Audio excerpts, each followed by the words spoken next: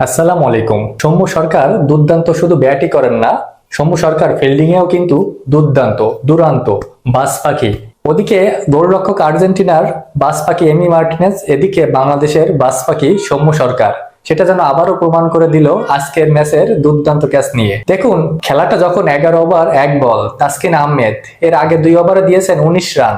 Captain আবারও ভরসা করে তাকে আনলেন পাওয়ার প্লের ভিতরে না, পাওয়ার প্লের বাইরে। ব্যাটার তখন অ্যালেক্স কেরি। তাসকিন আহমেদ সাহস করে বলটা হাফ বলে কোয়ালিটির দিলেন।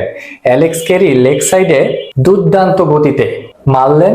সৌম্য সরকার যেন বাজ পাখির মতো ঝাঁপিয়ে পড়লো বলের দিকে এবং বলটা কোনোভাবেই তার হাত থেকে মিস করতে দিল না। দেখুন, তাসকিন আহমেদ যে বলটা করেছে সে বলটা 140 কিলোমিটার আশেপাশে, আর অ্যালেক্স ক্যারি যে শটটা টেনেছে সেটা মিনিমাম 140-এর উপরে যাবে ওই বলের গতি।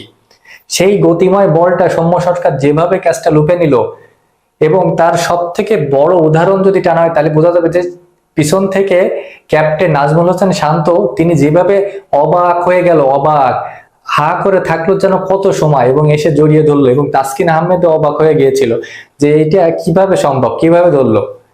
আমরা ভরি ভরি উদাহরণ পাই বিদেশি যারা তারা ফিল্ডার হিসেবে দুর্দান্ত তারা ফিল্ডিং করে, যেমন নিউজিল্যান্ডের গ্লেন ফিলিপস, অস্ট্রেলিয়ার ম্যাক্সওয়েল বা ওয়েস্ট ইন্ডিজের কাইরন পোলার্ড, এরা সবাই দুর্দান্ত ফিল্ডার বা দুর্দান্ত ফিল্ডার ছিলেন। এখনকার যুগেও দুর্দান্ত ফিল্ডার দেখি আমরা, কিন্তু বাংলাদেশের হয়ে কারো নাম বলবো তেমন কখনোই হয়ে ওঠে না। আজকে সেই সুযোগটা এসেছে অস্ট্রেলিয়ার সাথে, এবং অ্যালেক্স কেরির ওই দুর্দান্ত ক্যাচটা ধরাতে অস্ট্রেলিয়া কিন্তু ভালোই চাপে পড়ে গিয়েছিল। 3 উইকেট তাদের চলে গিয়েছিল 11 ওভার 1 বলে। এবং সবকিছু ছাড়িয়ে সৌম্য সরকারের ওই ক্যাচটা স্মরণীয় হয়ে থাকবে বাংলাদেশ টিমের জন্য বাংলাদেশ অস্ট্রেলিয়া ম্যাচের মাধ্যমে।